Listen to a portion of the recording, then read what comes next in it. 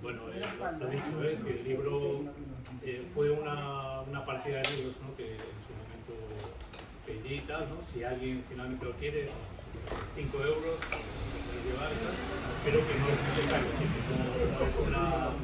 no hay una pretensión de ventas. El motivo de esta charla no es otro que un encuentro casual o por otro motivo, ¿no? Con otra motivación que tuve con Marta aquí en este local, y ella hace años estudió grafología y entonces se me presentó y dijo: hombre, yo a ti te conozco, ¿no? ¿Quieres comentarlo tú? Sí, bueno, fue de estas cosas casuales que tiene la vida. Yo estudiaba grafología, cuando la acababa empecé yo. Ejercí 8 años, pero dejé de hacerlo. Ahora me metí a tijerera, como ya visteis. Y un día que vino a tomar un café por aquí, le reconocí y bueno, hablamos y aquí está, a ver si os engancha. Yo me metí a grafóloga después de escuchar una charla parecida a la de hoy. Así que bueno, nunca se sabe las vocaciones donde pueden estar. Bueno, y esto también viene al caso de que en realidad este libro nunca se ha presentado presencialmente. Es producto o es un fruto del confinamiento pandémico, vamos a decir así, ¿no? Cuando nos confinaron, yo creo que no había pasado un mes, lo que hice fue una convocatoria. Yo ya tengo otros libros sobre grafología de otros años atrás, en la editorial Obelisco. Entonces, bueno, como estábamos encerrados prácticamente y estábamos así, pues más o menos en todas partes, en todo el mundo, lo que hice fue una convocatoria por internet anunciando un curso online, un acercamiento al lenguaje grafológico, a la simbología del lenguaje grafológico, y se apuntaron 200 personas. Wow. Era un curso gratuito, las 200 personas seguramente tienen que ver con eso. No, es decir, la idea era, bueno, pues exponer, hacer un resumen, ¿no? O sea, yo lo planteé un poco como una especie de recapitulación después de muchos años de enseñar grafología, de defender el tema desde el punto de vista pericial o grafístico en los tribunales de justicia, después de escribir varios libros al respecto y tal. También es verdad que, por ejemplo, en Latinoamérica, bueno, soy un grafólogo bastante conocido y reconocido, ¿no? Y siempre se me ha tratado con mucho afecto y con mucho reconocimiento y tal, ¿no? Entonces, bueno, cuando se planteó la posibilidad de hacer un curso online conmigo, y que encima no había que pagar nada, pues, bueno, pues rápidamente hubo mucha gente y tal.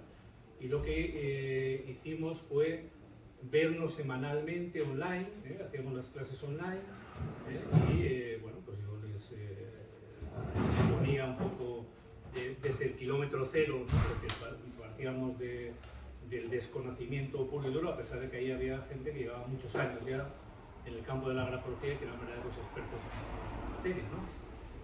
El asunto partió de ahí. Entonces, todo lo que yo les entregué o de lo que yo les hablé durante esos 2 o 3 meses que duró el curso, luego lo recopilé aquí. Y para hacerlo, digamos, para publicarlo rápidamente, lo que hice fue aprender a publicarlo en Amazon y lo publiqué en Amazon. Esto se imprime, o sea, Amazon lo imprime, en este caso en una imprenta polaca y tal, ¿no? Un libro que tú no sabes si lo imprimió Amazon o lo imprimió en la editorial Planeta o quien sea, ¿no? Planeta no sé, pero, es decir, que es un libro que tiene una calidad muy decente, ¿no? Esto, ¿qué quiere decir? Que en unos días estaba ya disponible y la gente pudo acceder al libro y tal. Hice una presentación del libro, pero online también. Es decir, era como una clase más, ¿no? Pero nunca se hizo una presentación en regla, por así decir, presencial como la que estamos teniendo ahora, y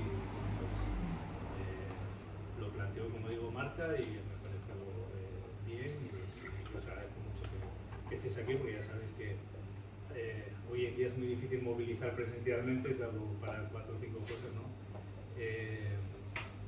A un grupo de personas como el que estáis aquí ahora, ¿no? Entonces, la primera cuestión es que el libro es una síntesis, es decir, es una recapitulación personal, que es lo que yo puedo destilar después de muchos años de, como digo, de impartir formación y sobre todo, de ayudar a las personas interesadas en la grafología a pensar en términos grafológicos, a pensar como grafólogos.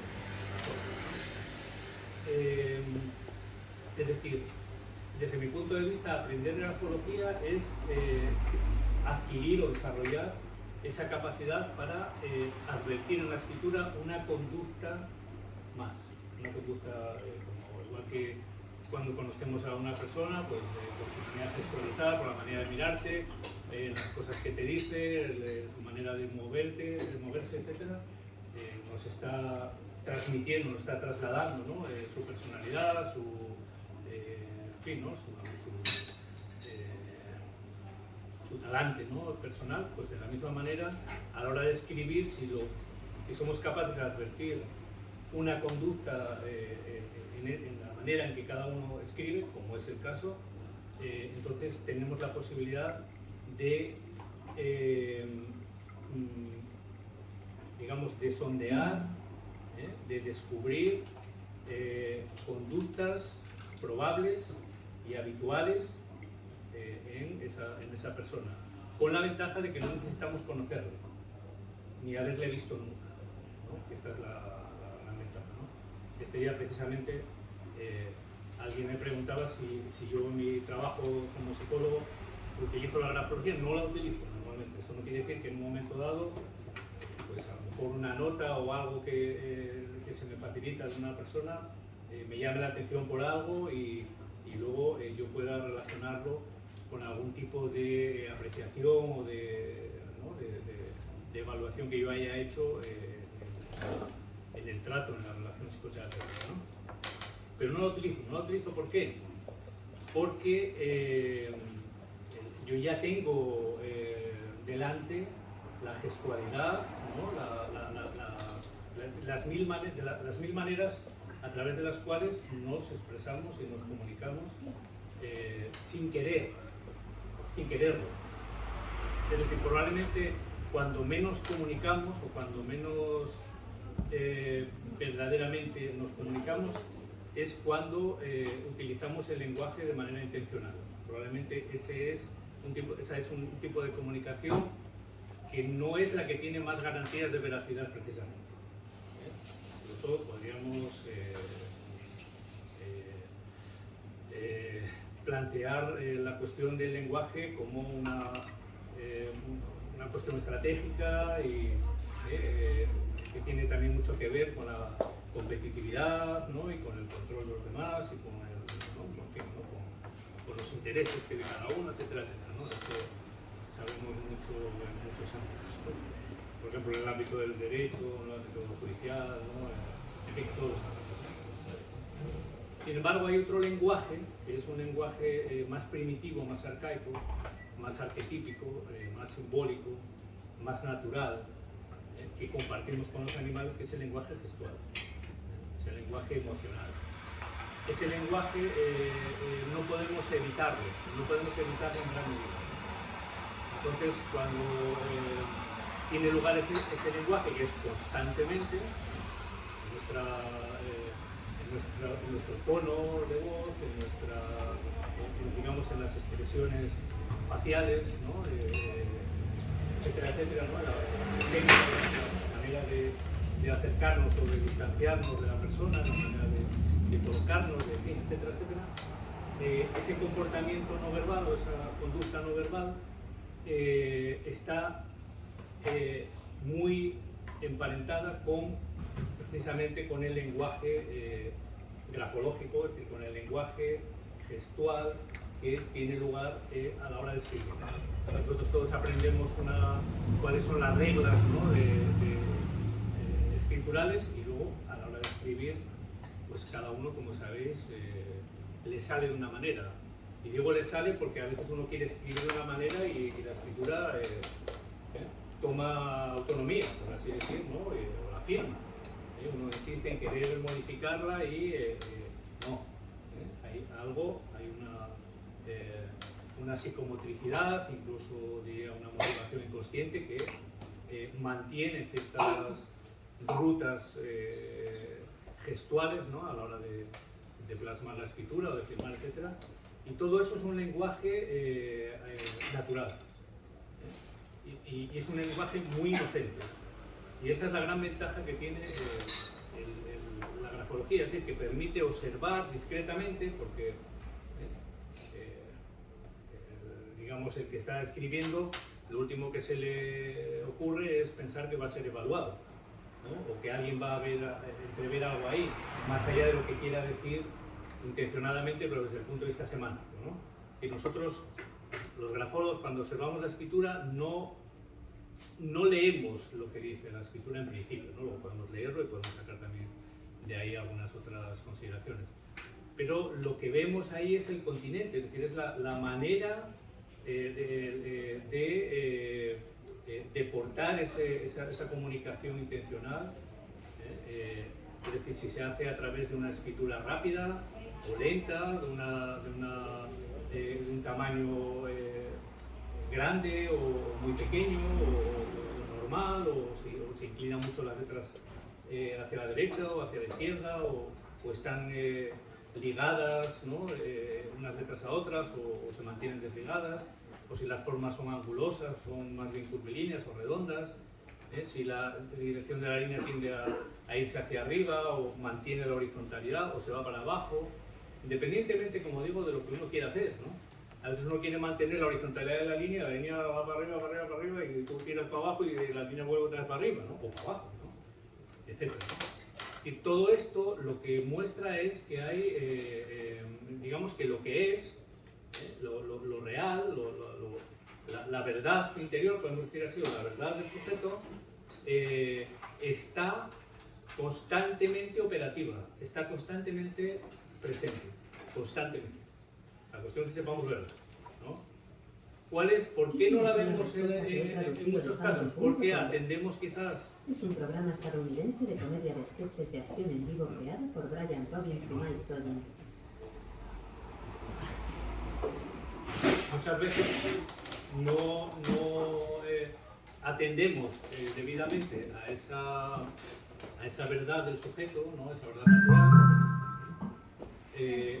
debido precisamente a que el lenguaje es como una cortina de humo que nos lleva por otros derroteros, ¿no? Entonces yo te estoy diciendo, sí, te quiero mucho, pero mi gestualidad puede estar diciendo otra cosa, o puede estar expresando, o puede estar reflejando o transparentando otra realidad, por ejemplo, ¿no? Etcétera, ¿no? En fin, ¿no? Entonces, y esa es la virtualidad, el encanto y la utilidad también que tiene el lenguaje grafológico. Por ejemplo, en el campo de la selección de personal, ¿no? En el mundo de la empresa o de las instituciones,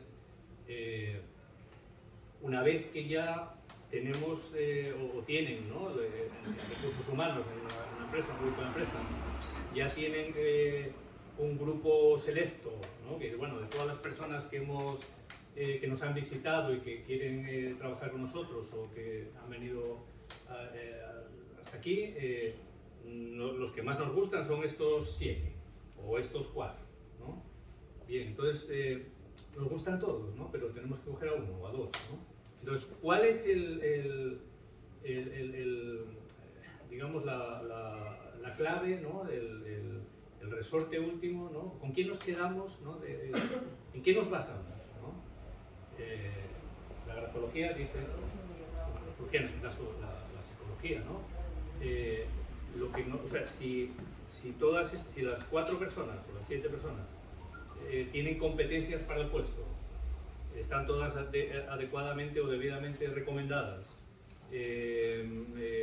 nos han parecido bien, que nos han caído bien, digamos, ¿no? Aquí al gerente, al jefe de personal y al otro, a no sé quién. ¿cuál es, digamos, qué es lo que decide tal, ¿no? Lo que podemos ver a través de la grafología es la actitud. La actitud. Es decir, la aptitud ya la hemos visto, lo P, ¿no? La aptitud, las aptitudes, ¿no? Las habilidades, ya vienen en el currículum, ya nos han informado de ellas, ya lo hemos visto, incluso hemos hecho pruebas con ellas y tal. Pero la actitud ante la vida, digamos, el talante, ¿no? La actitud fundamental, podríamos decir así, ¿no? Que es lo que diferencia unas personas de otras a la hora de relacionarte con ellas en el día a día, ¿no? Entonces, sí, tú puedes ser muy bueno o gestionar muy bien esto o lo otro y tal, pero luego en el día a día puedes ser una persona muy tóxica o generar conflicto o generar malestar. Y de hecho, bueno, a la hora de hacer valoraciones por bajas psicológicas se ve muchísimo esto, es decir, que parte de los trastornos, ¿no? de las incapacidades temporales que padece mucha gente en el ámbito laboral es debido a que están en un entorno muy problemático, ¿no? Tienen una compañera o un compañero y tal, ¿no? Que pues tiene una actitud pasivo-agresiva con él, o un jefe que es ¿no? Muy tiende a humillar, ¿no? O tiende en fin, ¿no? A tener conductas tóxicas, ¿no? Ya, vamos, no quiero citar palabras mayores, ¿no? Como la psicopatía, que está ahí y que es también muy frecuente, ¿no? Es decir, es muy habitual encontrarse en un grupo de gente, encontrarse a una persona que tenga rasgos psicopáticos, ¿no? O sociopáticos, ¿no? Entonces, te toca a una persona así y en un momento que tú estés bajo, te hunde, ¿no? Entras en una depresión o a desarrollar síntomas de ansiedad, ¿no? Por estrés, etcétera, tremendos, ¿no? Bueno, entonces quiero decir con esto que la actitud evidentemente es algo muy importante, ¿no? Entonces, oye, de estas 4 personas, la persona que tiene un desarrollo de su personalidad, un desarrollo psicológico más amplio, más abundante, que es más abierto a la experiencia, que tiene un talante más compasivo, más comprensivo, más constructivo, etcétera, etcétera. En principio, ¿no? Es este o esta, ¿no? A veces son 2 personas o 3, ¿no? Es decir, que no siempre se destaca una escritura sobre las otras 3, en este sentido que estoy diciendo. A veces, a lo mejor los 4 tienen una actitud chapó, ¿no? Pero lo normal es que cuando alguien se destaca en un desarrollo psicológico, es decir, que sea una persona equilibrada, ¿no? Que tenga un carácter, un temperamento equilibrado, ¿no? y una actitud más bien constructiva y positiva, esto vamos a ver muy rápidamente en la escritura, muy rápido, ¿no? Y de hecho yo llevo más de 20 años trabajando para un grupo de empresas en este sentido, ¿no? Y cuando tiene que incorporar personal, me solicitan informes grafológicos, ¿no? Informes psicológicos a partir de la conducta escritural, y luego, después de que yo envío los informes, por higiene y por coherencia y por honestidad, ¿no? Por probidad, ¿no?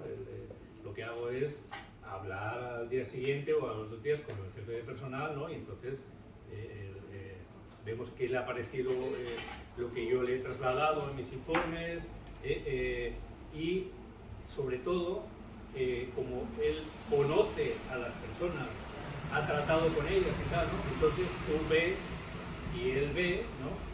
Si lo que tú estás diciendo ahí es realista o no es realista, o es una figuración más o menos sugestiva o bien escrita o en términos literarios, ¿no? Es decir, quiero decir que en este sentido es algo muy real, ¿no? Muy real, es decir, sí, efectivamente, pues, sí, pues esto que dices aquí, cuando tal, pues me dijo esto, o me di cuenta, mira, esta persona seguramente es una persona constitucionalmente de carácter fuerte, ¿no? Es una persona robusta. Y sí, no, cuando le dio la mano, vamos, ya no te digo que era muy por ejemplo, ¿no? Así muy básico y muy simple, ¿no? Entonces, este es el tema, ¿no? el libro en parte es una síntesis para personas que ya conocen la grafología en mayor o menor medida, y en parte es para personas que no conocen en absoluto la grafología, ¿no? Entonces, para eso, los 15 capítulos en los que está dividido el libro, lo que he hecho fue numerar, hacer, digamos, párrafos que en sí mismos transmitiesen ideas discretas, por así decir, ¿no? Pero también con una continuidad, ¿no? De un párrafo a otro, ¿no?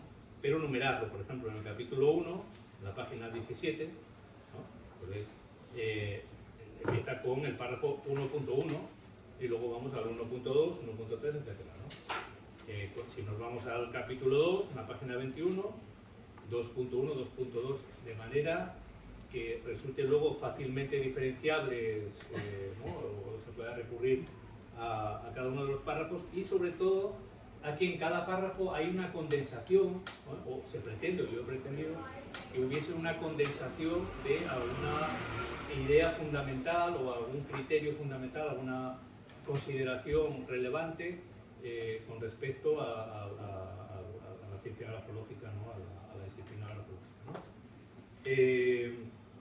Los primeros capítulos son teóricos, ¿no? Es decir, tratan de trasladar esa idea de qué es la grafología, ¿no? Para qué sirve, qué es lo que tenemos en cuenta, qué es lo que no es la grafología, qué es lo que no podemos esperar de la grafología, ¿no? Y yo puedo esperar a través de la observación de una escritura y mejor si está acompañada de la firma habitual, puedo hacer una aproximación al talante relacional de la persona, es decir, a cómo se comunica, cómo se relaciona con los demás, ¿no? Al hacer una estimación del cociente intelectual, si es alto, si es medio, si es bajo, si es una persona que tiene habilidades artísticas, o es una persona más bien de pensamiento lógico, analítico, si es una persona extravertida o introvertida, comunicativa, si es agresiva, si más bien manifiesta actitudes defensivas, ¿no? Etcétera, ¿no? Si hay rasgos con tendencia al desánimo, a la depresión, si es una persona eufórica, si es una persona combativa, o si es una persona optimista, etcétera. Es decir, todas estas cosas se aprecian bien, claramente, en la escritura, ¿no? Entonces, la idea es poder fundamentar esto, ¿no? Vamos a decir, desde el kilómetro cero, ¿no? Es decir, ir poco a poco mostrando cómo debe observarse la escritura o la conducta escritural desde el punto de vista de la grafología, ¿no? Del conocimiento grafológico o de la hermenéutica grafológica. Esto quiere decir también que, claro, si yo no tengo experiencia en grafología y cojo una escritura, sí, yo ya veo, esto nos es conocido a todos, ya vemos todos que cada persona escribe de una manera diferente. Esto lo vemos todos, ¿no? Ahora, escribimos todos de una manera diferente, pero digamos, lo que diferencia una escritura de otra escritura, ¿qué es? ¿No? ¿Cómo puedo asomarme a un escrito y qué es lo que debo apreciar? ¿Cómo debo diferenciar unos rasgos de otros, ¿no? De una escritura a otra escritura, de una persona a otra? Esto es lo que trata de mostrar el libro, ¿no? Es decir, cuáles son las herramientas conceptuales, los instrumentos observacionales para poder diferenciar unos rasgos de otros, unas escrituras de otras, y poder tener un criterio, ¿no? Entonces, bueno, no voy a explicaros aquí página por página para no aburriros la vida, pero si vamos, por ejemplo, al capítulo 4, la página 29, ahora aparece un predicador, ¿no? El versículo tal, ¿no? Entonces, el capítulo 4, la mirada grafológica, cómo abordar en la práctica la rica fisonomía escritural, ¿no? Entonces, ahí, digamos, es cuando ya vamos entrando en cuestiones concretas para llegar al capítulo siguiente, que es el capítulo 5, que es una herramienta que yo desarrollé hace unos años y que he ido actualizando posteriormente, que yo la denomino escala de registro de variables grafológicas. es un instrumento, digamos, tipo test, un autoinforme, para que a la vez que yo voy observando la escritura, puedo ir tomando nota de las cosas que me va guiando en la escala, ¿no? Por ejemplo, si vamos a la página 36 y 37, por ejemplo, pues un trocito, vamos ahí, lo que hice fue colocar una imagen de un trocito de esta escala de registro, escala de registro de variables, por ejemplo, variables globales, valoración holística, es decir, cuando nosotros valoramos la escritura desde el punto de vista general, ¿no? Global, como si fuera un todo, ¿no? Un sistema. Entonces yo digo, bueno, ¿esta escritura es dinámica o no es dinámica? Vale, es dinámica. Pues marco aquí con una X, por ejemplo, bueno, aquí, ¿no? Lo que sea, ¿no? Que es dinámica. Digamos que es una guía, ¿no? Para, si es armoniosa, si tiene un for niveau, si es una escritura progresiva, o en la página 37 si es organizada, ordenada, proporcionada o desproporcionada, o si el margen izquierdo es pequeño o grande, en fin, lo que sea, ¿no? Y veréis en las siguientes páginas que van siguiéndose todos los parámetros o categorías del sistema grafonómico. Es decir, cuando yo observo la escritura, debo observarla desde estos prismas, ¿no? Desde estas ventanas, ¿no? Desde estas consideraciones. Tengo que observar el tamaño, la forma, la velocidad, hacer una valoración global de la escritura, el tipo de cohesión, la manera de presionar, ¿no? Es decir, si el escribiente es competente, ¿no? A la hora de hacer el trazado escritural y hace un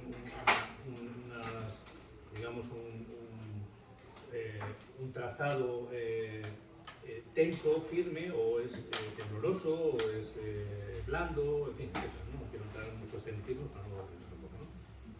Vale, entonces, como veis, todas las siguientes páginas siguen con esto. En la página 45 viene cada una de las 5 páginas, a partir de ahí, 45, 47, 47, 48, tal, cada una de las páginas de la escala de registro de variables grafológicas, que si alguien tiene interés en ello, me puede mandar un email y se lo mando para que me imprima toda la información legal. Esto es en color y tal, pero bueno, ahí creo que queda suficientemente nítido, ¿no? Y se ve bien. Luego el capítulo 7 se refiere a la firma. La firma como artefacto social y escenario proyectivo. Estamos hablando siempre de proyecciones inconscientes. Nosotros al escribir, al movernos, en cualquier sentido que tengamos esta expresión, estamos escenificando o estamos proyectando nuestra interioridad, ¿no? Es una cosa obvia, ¿no? Lo podemos explicar de mil maneras, pero que no haga falta porque ya imagino que esto lo veis, ¿no? Al escribir pasa exactamente igual, y al firmar ocurre exactamente igual. Es decir, cuando yo estoy firmando, lo que estoy es manifestando un acuerdo, ¿no? Es decir, yo firmo y entonces digo, vale, ¿no? Ok, ¿no? Estoy de acuerdo con esto, ¿no? Es como una afirmación, ¿no? Firmar es afirmar, ¿no? Entonces, pero desde el punto de vista simbólico, desde el punto de vista de ese lenguaje natural que acontece paralelo al lenguaje, digamos, cultural, ¿no? Lingüístico y de las reglas sociales, ese otro lenguaje natural, al firmar, lo que hace, como yo estoy afirmando o estoy expresando mi consentimiento, lo que estoy es retratándome también, simbólicamente, ¿no? Y por eso vemos que hay personas que firman muy pequeñín, ¿no? Ahí en un rincón y ahí a la izquierda, hay personas que firman y ocupan media página o la página entera, ¿no? Hay profesiones que son, que tienen firmas característicamente grandes porque asumen roles, ¿no? Profesionales y tal, ¿no? De los que acaba también impregnándose la propia personalidad del firmante, ¿no? En este caso, ¿no? Notarios, secretarios judiciales, jueces, en fin, etcétera, ¿no? Y otras profesiones, ¿no?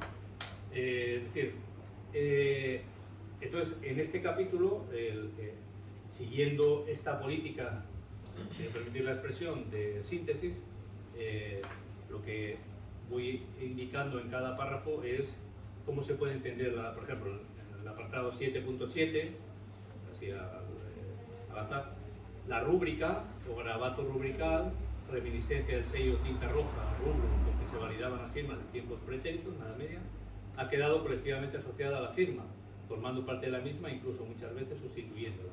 Vemos que hay personas que firman y luego hacen una rúbrica, ¿no?, que envuelve la firma, o la subraya, o la tacha, o hace alguna filigrana, pero también hay personas que acaban dejando la firma, olvidándose de la firma y sustituyéndola por la rúbrica, ¿no?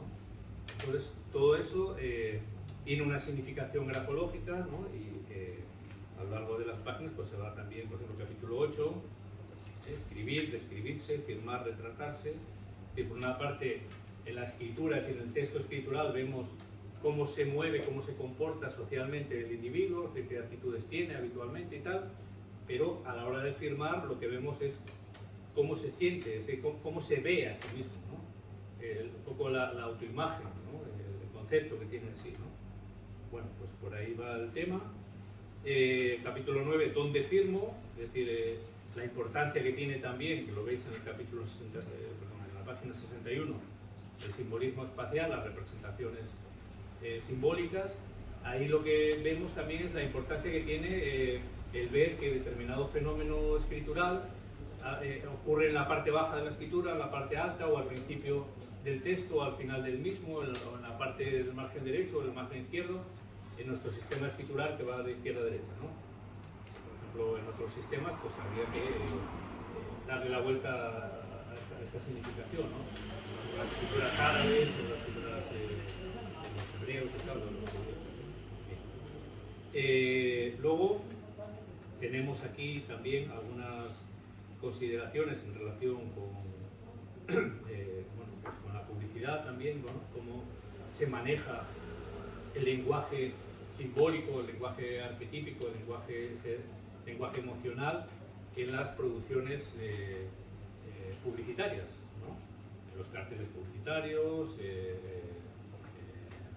fin, ¿no? Fundamentalmente en la publicidad gráfica, ¿no? Luego hay una escala en la página 64, escala orientativa para la evaluación de variables de la firma. Bueno, quizás es un poco técnica, ¿no? Pero bueno, está ahí, ¿no? También una manera de evaluar la firma. Bueno, capítulo 10. Ahí ya entramos en la interpretación grafopsicológica de la conducta escritura, ¿no? de la manera de escribir. ¿Vale? Entonces ahí pues, ya hay algunas indicaciones de cómo se debe proceder para empezar a sacar conclusiones de, vale, esta persona escribe redondo, escribe pequeño, tal, vale, ¿y eso qué significa? ¿No? Pues ahí ya entramos en consideraciones ahí. Lo que hago luego en el capítulo 11 también es, bueno, más consideraciones respecto de esto, y en el capítulo 12 criterios para procesos de selección de personal, que es de lo que os he hablado antes, también con otra escala, ¿no? Para que sirva de guía. Por ejemplo, en una selección de personal pues se tiende a valorar la inteligencia general, la claridad de ideas, la capacidad para organizarse, la creatividad, ¿no? Y también luego en otros aspectos, pues la energía vital, una persona vital, fuerte, sana y tal, o una persona más bien con poca energía, ¿no? La iniciativa, recursos personales, la capacidad práctica, en fin, son una serie de cuestiones que están, ¿no? Luego, en el capítulo 13, pues he utilizado el modelo de los 5 grandes, que es un modelo en psicología de la personalidad que es muy fiable, ¿no? Y que se aprecia que esos constructos o esas clasificaciones, los modos de ser de las personas, aparecen en prácticamente todas las culturas, ¿no? De todo el mundo, ¿no? Entonces, hay personas que son más bien introvertidas, personas más bien extravertidas, ¿no? Pero esto vamos a encontrarlo en Japón, en China, en Corea, en Cuba, en Puerto Rico o en Chile, ¿no? Por supuesto en España. Lo mismo pues con el neuroticismo, que tiene que ver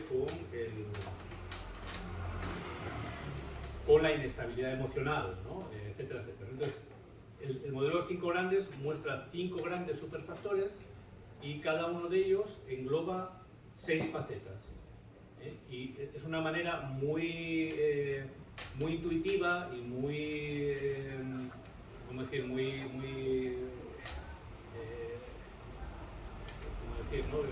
Que no se necesita ser muy técnico, ¿no? O tener una formación específica, ¿no? En psicología para poder comprender a qué se refiere cada uno de esos constructos, ¿no? Bueno, entonces aquí se describe, y de hecho también he puesto también otra escala en la página 34 para evaluar cada uno de estos superfactores. Por ejemplo, el factor 1, que es la extraversión, comprende 6 facetas que serían la cordialidad, el regarismo, la asertividad, la actividad, la búsqueda de emociones y las emociones positivas. ¿Sí? Las personas se pueden evaluar un poco en base a esto, ¿no? A ver, toda manera de categorizar no deja de ser un artificio, pero es un modo que tenemos los humanos de ordenar el mundo, ¿no? De hacerlo comprensible y de orientarnos, ¿no? Desde un punto de vista cognitivo, ¿no? Vale. El capítulo 14 ya pasamos, digamos, a otra galaxia, que es una interpretación, un acercamiento, tanto desde el punto de vista grafoscritural como desde el grafonómico, ¿no? O desde las características de la escritura, como una aproximación psicológica, interpretativa de la escritura de García Lorca. Pero es una escritura que cuando esto se publicó acababa de ser, digamos, sacada de lo inédito, o sea, ¿no? de no ser conocida, ¿no? De hecho, viene una introducción que me hizo José Javier León, que es un profesor granadino, que hizo la tesis doctoral sobre el manuscrito del duende, ¿no? Cuando Lorca empieza a hablar del duende, ¿no? la teoría del duende, etcétera, etcétera, ¿no? Cuando va a Argentina, ¿no? A hablar de ello, ¿no? En el barco, va tomando notas manuscritas, que son estas que vienen aquí, ¿no? Etcétera, etcétera. Y entonces él contactó conmigo, cuando estaba con la tesis todavía, contactó conmigo para hacer una serie de preguntas con respecto a esa manera de escribir de Lorca y a algunos tramos que no entendía bien qué es lo que querían decir y que tenían que ver con una teoría que él tenía, ¿no? Al respecto, con unos términos que vienen ahí, ¿no? Bueno, entonces él quiso amablemente participar con una introducción, ¿no? También a este capítulo, y luego viene pues una aproximación mía a cómo es la escritura y a qué podemos entrever desde el punto de vista grafopsicológico de ello, ¿no? Y el capítulo 15, pues un poco como guinda del libro, lo que vienen son algunas consideraciones, algunas interpretaciones, características que podemos hacer frente a determinado tipo de rasgos escriturales. Por ejemplo, página 106, en la categoría o parámetro tamaño, pues por ejemplo, si nos encontramos una escritura grande en un ambiente positivo, ya veis aquí el signo más, pues esto en principio nos puede, lo podemos relacionar con el predominio del sentimiento, la extraversión, la autoestima, el carácter expansivo.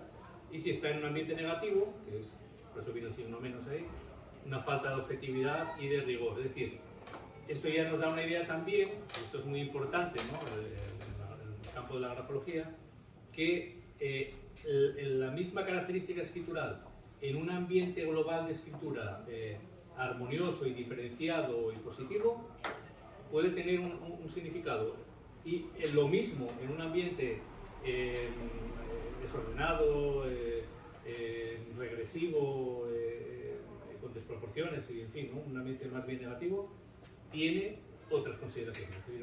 Entonces no nos sirve nada que alguien nos diga, oye, ¿qué significa la escritura muy pequeña? Depende de cada escritura, y depende del ambiente, y depende del ambiente gráfico, ¿no? Y depende también de con qué otros rasgos escriturales aparece asociada esa condición de pequeño, ¿no? O muy pequeño. Entonces, bueno, ahí lo tenéis, la categoría tamaño, la categoría forma, que está en la siguiente página, inclinación, velocidad y tal, y algunas indicaciones, bueno, pues para tener un poco al estilo receta cocina, vamos a decir así, ¿no? Algunas consideraciones, pues para, ya que leemos un libro de grafología, pues tener algunas pinceladas, ¿no? Que puedan resultar útiles en un momento dado. Y luego en la página 113 pues viene la bibliografía. Es un libro, vamos, breve, ¿no? Pero no tan breve. O sea, me refiero a que tiene una cierta densidad, ¿no? A pesar de su tamaño. Y bueno, básicamente eso es el libro, ¿no? No sé si, vamos, me he dejado algo en el tintero, nunca mejor dicho, pero si queréis, pues podéis preguntarme algo o hacer con las consideraciones que queráis. Pues básicamente es eso. Fue en el verano del 2020, es decir, que va a hacer 2 años. Pero la presentación presencial pues es esta. Manuel, una pregunta. Todo esto se basa en la escritura manual y todos los que estamos aquí por la edad hemos escrito mucho manualmente, pero ahora la juventud no escribe. Eso tiene, Sí, bueno. todo es teclado, todo es dedito. Sí, sí. Entonces, a nivel grafológico, Sí. ¿cómo cambia la mente de Sí, sí. A nivel grafológico lo que se aprecia mucho, bueno, todo el mundo escribe, pero aunque escriba poco, todo el mundo sabe escribir porque es una adquisición que a nadie se le permite pasar de curso de hacerse ingeniero informático o no sé qué, ¿no? O cualquier cosa si no sabe escribir, ¿no? Porque entre otras cosas no podría seguir ninguna ruta curricular, ¿no? Es decir, todo el mundo sabe escribir, pero es verdad que al escribir manualmente o autográficamente menos, lo que ocurre es que hay menos habilidad, ¿no? Menos habilidad, entonces se nota que la escritura puede ser más infantil, ¿no? Menos evolucionada, menos desarrollada, por así decirlo, ¿no? Y también se aprecia en lo que es la caligrafía en el sentido estético, ¿no? Bueno, pues digamos que no hay, hoy en día, no es fácil encontrar una caligrafía cuidada, ¿no? Como había antes, ¿no? Que se prestaba especial cuidado a la forma caligráfica y tal, ¿no? Pero desde el punto de vista grafológico esto no es una gran pérdida porque precisamente el cuidado de la forma grafológica es un maquillaje del componente grafológico de lo que significa la conducta escritural desde el punto de vista grafológico. Entonces, cuando nosotros en una selección de personas vemos una escritura muy cuidada, esto no tiene buena interpretación, o no tiene la mejor interpretación. Es preferible una escritura espontánea, dinámica, incluso poco legible, pero poco legible no porque tú quieras hacerla poco legible, sino porque al ser espontánea, ¿no? Esto también tiene que ver, desde mi punto de vista, con el espíritu de la época, ¿no? No sé, pues hace 50, 60, 70 años, las formas en general tenían mucha más relevancia, eran más obligadas o más obligatorias, por así decirlo, se tenían más en consideración que hoy en día, ¿no? No sé, pues para presentar un libro, pues yo tendría que venir aquí por de pajarita y de no sé qué. No digo que esté mal venir de pajarita, pero está bien, ¿no? Pero quiero decir que es más admisible el venir en playeros, ¿no? Hacer una presentación y no venir todo trajeado, ¿no? ¿Me entiendes? En ese sentido, ¿no? Esto lo ejemplifica, yo ponía mucho este ejemplo, Antoine de Saint-Exupéry en El Principito, ¿no? En El Principito hace alusión a esta cuestión cuando habla de que las personas mayores, ¿no? A los niños y tal, que las personas mayores pues le prestan demasiada importancia a la forma, ¿no? Que cuando alguien dice, oye, me he comprado una casa, no tiene, oye, es bonita, tiene ventanas soleadas y tal, no te dice, no, ¿cuánto costó? ¿No? Estas cosas, ¿no? Entonces, pone el ejemplo, cuando habla de que el Principito venía del asteroide B612 y tal, de que ese asteroide lo descubrió un astrónomo turco que en una convención astronómica presentó su descubrimiento, lo justificó, ¿no? Matemáticamente, astronómicamente y tal, pero nadie le creyó porque iba vestido al modo tradicional turco. Y de ahí con el cucurucho este, y una túnica y tal, y nadie le hizo caso. Pero al año siguiente volvió a hacer la misma presentación, pero vestido a la europea, entonces todo el mundo le creyó y le aplaudió. Esto es lo que dice Saint-Exupéry, ¿no? Es exactamente esto, ¿no?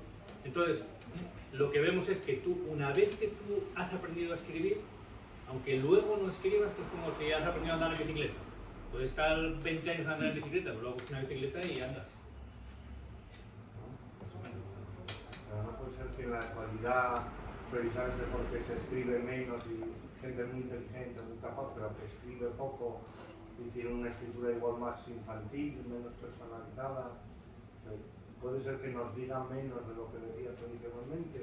Yo creo que no, que todavía se transparenta más en este sentido, ¿no? En el sentido de que para llegar, digamos, o sea, para desarrollar cualquier, insisto, ruta curricular, necesitas escribir mínimamente solvente, mínimamente, ¿no? Eso no significa escribir de manera cuidada, porque nadie te exige ni se espera que tú escribas de manera digamos, muy estética, ¿no? Está caligráfico, ¿no? Muy cuidado, ¿no? Entonces, pero sí te exigen que escribas, ¿no? Y de hecho, no sé, pues cualquier formación que haces necesitas escribir con una cierta rapidez, lo cual tú no puedes digamos, adquirir o sea, meterte en ningún aprendizaje académico si tienes una escritura infantil, porque vas a tener muchas dificultades, ¿no? Bueno, pues sí puedes, pero con muchas dificultades. Entonces, quiero decir con esto que lo que perdemos en cuidado escritural lo ganamos en espontaneidad, ¿no? Entonces, la gente puede escribir, bueno, de una manera poco cuidada, poco ordenada, pero va a trasladarle a ese formato escritural que ha aprendido sus preferencias, ¿no? Sus cualidades, ¿no? Sus actitudes habituales, las van a trasladar aunque no quiera, ¿no? Pues en ese sentido creo que la pérdida es... Ahora bien, es posible que en algún momento dejemos de escribir, volver a los ciclos, no lo sé, ¿no? Pero vamos, eso no es mañana ni pasado ni muchísimo menos.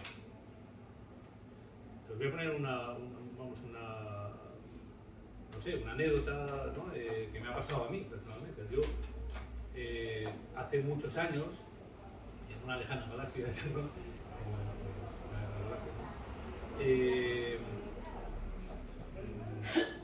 experimenté, como algunos de vosotros me imagino, ¿no? O muchos de vosotras, la transformación de la letra M, ¿no? De la guirnalda, de Charcos, a la guirnalda, ¿no? Hay una transformación, ¿no? Ocurre espontáneamente, ocurre a unas personas y a otras no y tal, y no pasa, o sea, no es que sea mejor una cosa u otra, ¿no? Pero cuando el ritmo escritural se incrementa, se tiende espontáneamente a pasar del arco a la guirnalda, ¿no? Porque es más rápida, más fluida, ¿no? Entonces yo me acuerdo de eso, pero también me acuerdo de que la letra A, que era minúscula, o sea, que era un óvalo, quiero decir, la letra minúscula, se transformó también de manera espontánea en mi escritura en la A tipográfica, ¿no?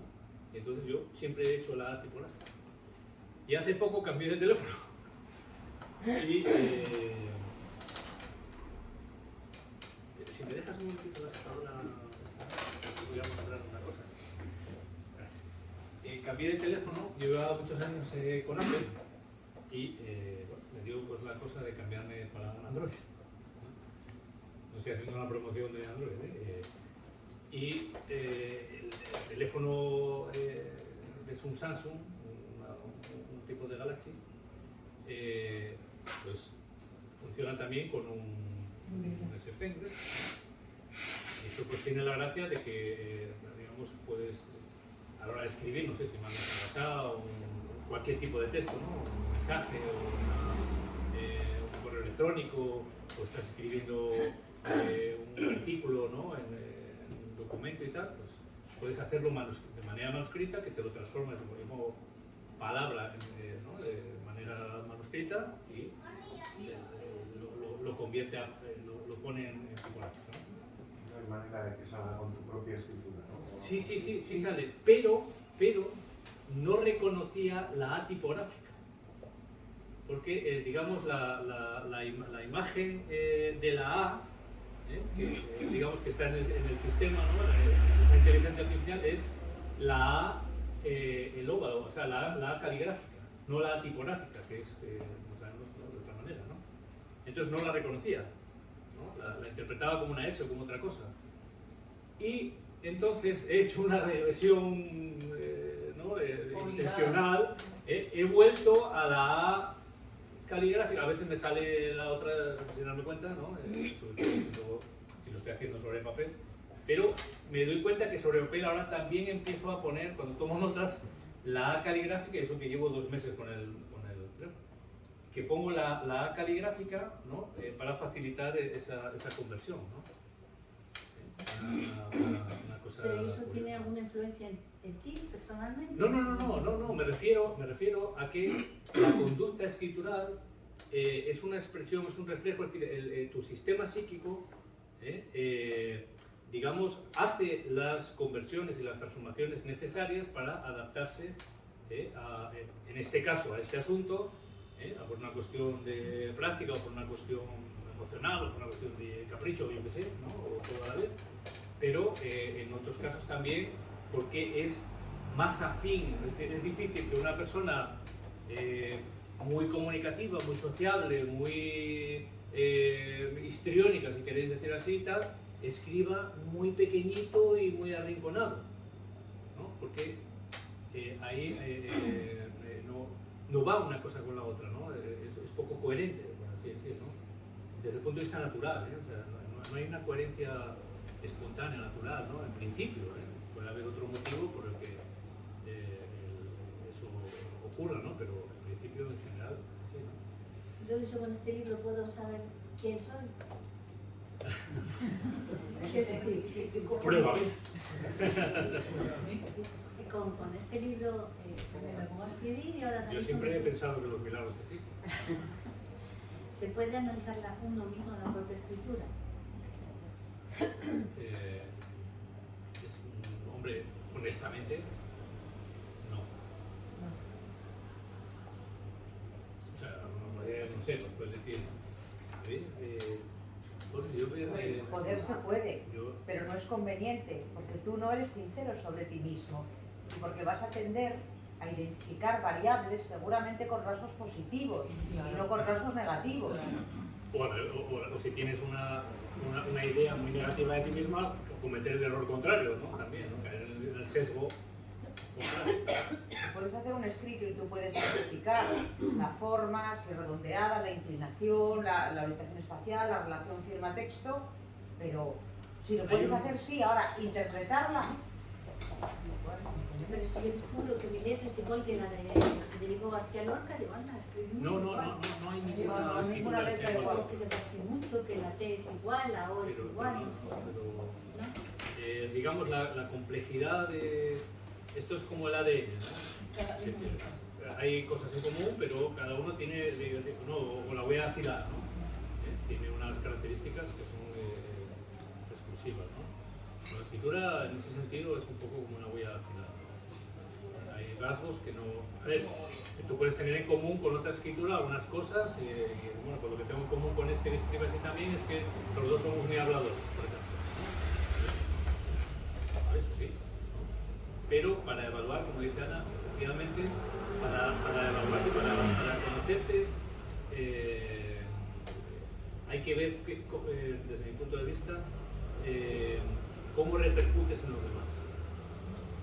Es decir, la repercusión que tienes sobre los demás es el que, digamos, lo que quizás te muestra más de ti mismo, ¿no? En ese sentido.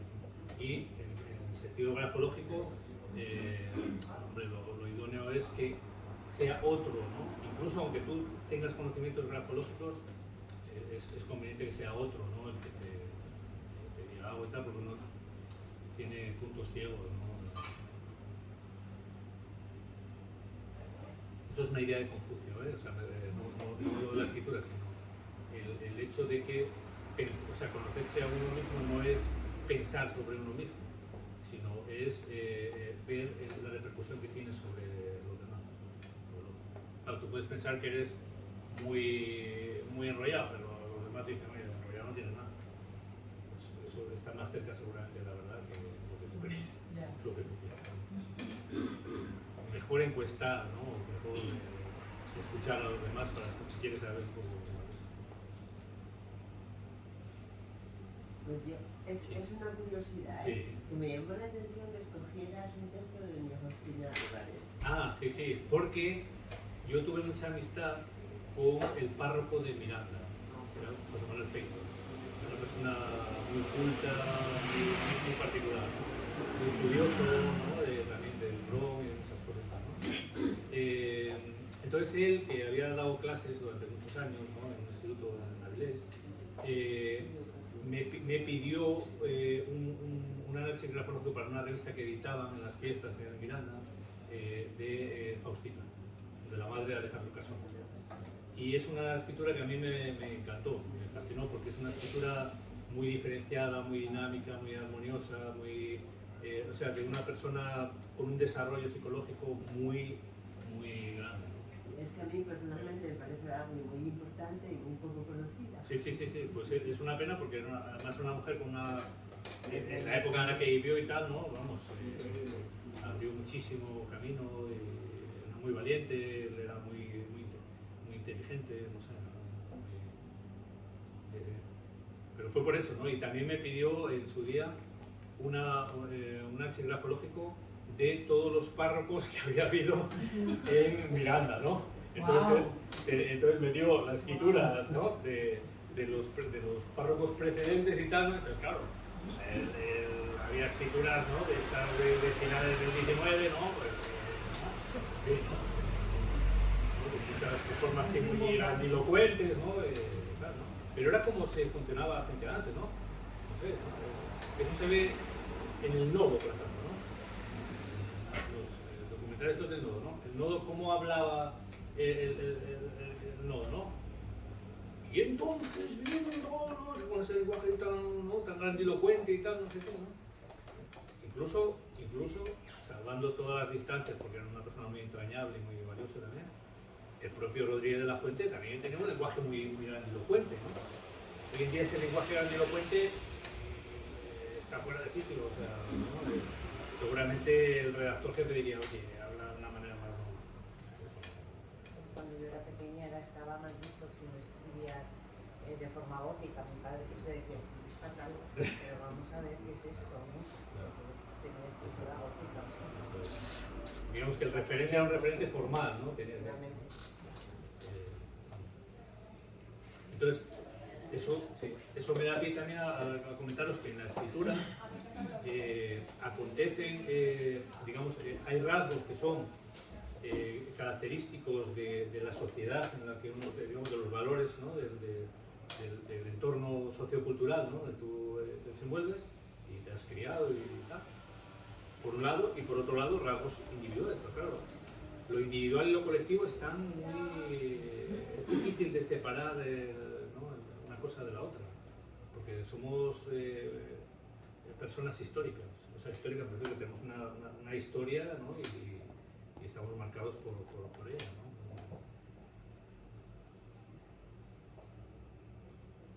No somos así de repente.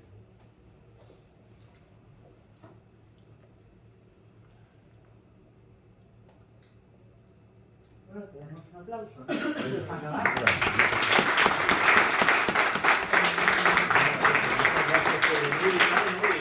Muchas gracias aquí a Marta y tal, ¿no? Que está aquí con... Yo viste como ni le presenté ni nada, ni nada, puso ahí le dejé. Pero bueno, se presentó él muy bien, no me necesito para nada.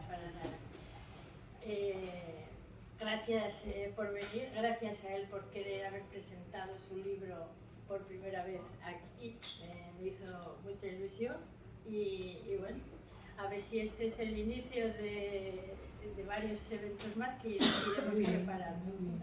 Así que nada. Gracias. Si alguien quiere el libro, con 5 euros se lo puede llevar.